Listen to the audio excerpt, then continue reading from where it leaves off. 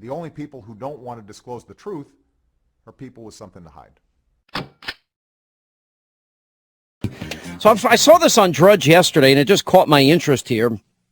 Wayne Allen Root is a former Libertarian vice presidential nominee, now serves as the chairman of the Libertarian National Campaign Committee. And what's interesting about this, he said he was President Obama's classmate at Columbia University, the class of 1983. He said he's one of the most accurate Vegas odds makers that's out there, and he said he was awarded his own star in a column he writes on the Vegas Walk of Stars. And he goes on to tell the story that he thinks Obama has a big skeleton in his closet.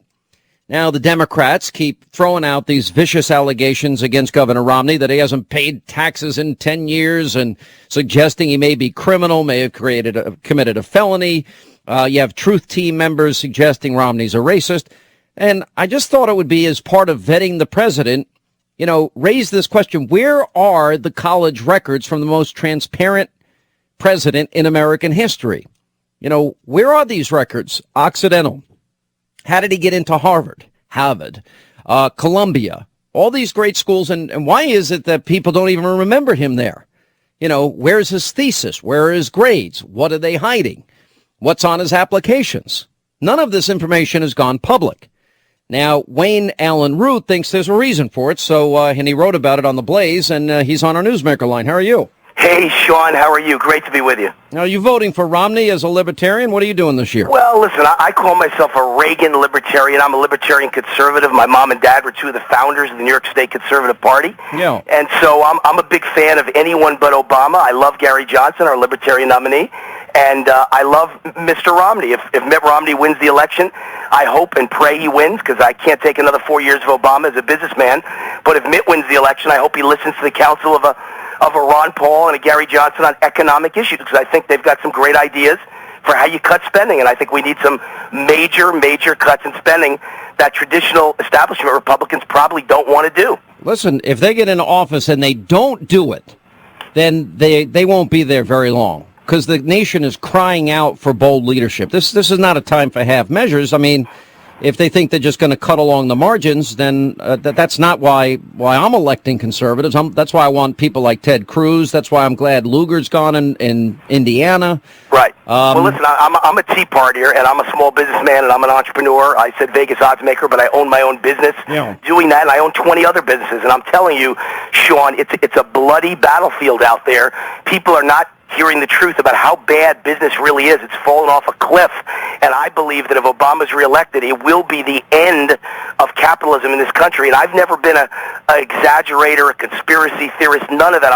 I'm a straight-talking small businessman, and I'm telling you, things are so bad. People are out of money. There are no deals being done in the United States of America. I think the country's on strike, every businessman and woman, until they find out who's elected on November 6th. I totally tend to agree with you, but you kind of ducked and dodged my question as a libertarian Reagan conservative, whether or not you're going to vote for Romney or Gary Johnson. You want to pin me down, and my answer is I love both Mitt Romney and Gary Johnson. Gary's my guy. Did I ask you if you are going to vote for Gary? Gary's my guy, and I just hope Mitt listens to him when he's elected president. As an odds maker, but here's the problem, and I'm not going to spend a lot of time on this. But I like Gary. I don't agree with him on drug legalization, but short of that, I mean, he'd be infinitely better than Obama. I agree with that. But that's like a half a vote for Obama. Let's be honest here. No, here's what I'd say. Well, it depends what state you live. You live in Nevada? Yeah, I live in Nevada. Your vote matters. Your vote matters a lot. Here's what I'd say is a fair way as a Reagan libertarian to treat your listeners. If you're in any battleground state and you feel like you've got to vote for Mitt Romney to defeat Obama, God bless you. If you're in a state like Texas or California or New York, no matter what you do, the outcome is decided. Your vote in those states is meaningless, but to vote for Gary Johnson in those states, you know what it means? It's like my parents' old conservative party. You get more power for a third party, the Libertarian Party, that can hold its boot to the neck of a Republican nominee and a Republican Senate. All right, but you're in, I don't need the lectures here, because you're in one of those states that really matters a lot. Hey, listen, I don't need any lecture, Sean, only because I've probably done more to help elect a Romney than any conservative in the country. But you're not going to vote. But you're not going to vote for him, you said. Well, I just like a Gary Johnson because I think his record as governor is phenomenal. So then let me ask you this, because as we're vetting the president, I was very interested. So you graduated the same year Obama did in '83 out of Columbia University. Yeah, not only same class of '83, Sean, but I was a political science major, which he was. I was pre-law, which he was. Right, and so you've talked to all of your friends at Columbia, and none of you remember. Well, not only did I never see him, never meet him, don't remember ever, not only meeting him, never heard of him, never saw him, none of my friends ever met him or heard him or saw him, but on top of that, once this came out, this article, and it's gone viral, I've been everywhere, across the internet and across radio and TV, once all this happened, I've got about 1,000 emails overnight, Sean, and I would say at least a dozen, maybe 15 of them, are from old Columbia classmates who I did not know.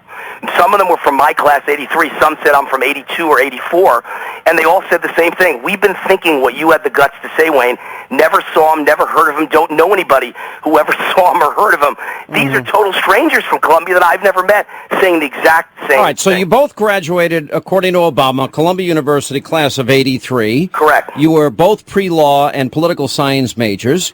You said in your article that you thought you knew most everybody at Columbia, and that you at least would have heard of him, especially if as a fellow political science major. But then Obama, who then I guess was known by his earlier name, Barry Soetoro, you never met him. Nobody you know. You talked about the Wall Street Journal reported in 2008. Correct. That they called 400 of your fellow Columbia classmates, not one who ever met Obama. Isn't that odd? Very odd, considering that almost everyone I went to Columbia with was an extreme ultra liberal. Many of them were outright Marxist, communist, socialist who said proudly, I hate America, I want to bring the system down. You know, it's funny because I always talk about Cloward Piven, two Columbia professors who left right before Obama and I got there, or Obama and I theoretically got there, and all the students used to talk about it all the time. That was the theory to take down America, that you overwhelm the system with debt, with food stamps, with welfare, with unemployment, with disability. Isn't that exactly what's happening right now? It's frightening. I mean, look, 15 million more Americans in poverty. We've adopted the welfare state that will guarantee America's bankruptcy. All right, but let me stay focused on this, because we do know we actually aired for the first time the video that came out courtesy of Breitbart.com when he was at Harvard with Professor Derek Bell. So his history is he goes to Occidental, he gets into 2 Ivy League institutions.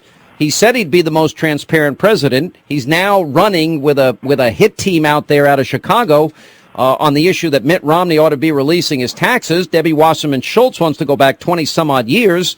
And you're saying, well, if that's the case, release your college records. Yeah, I'm proposing a trade. I've given Mitt Romney advice. I think that, if I was under attack like this, I would say one of two things. Here's 2 ways out for Mitt Romney. Number one is I will trade. I will give you 10 years of tax returns, and I'll give you everything else in my life, from my marriage certificate to my health records to my business records to my birth certificate, as long as Barack Obama does the exact same thing. I want transparency.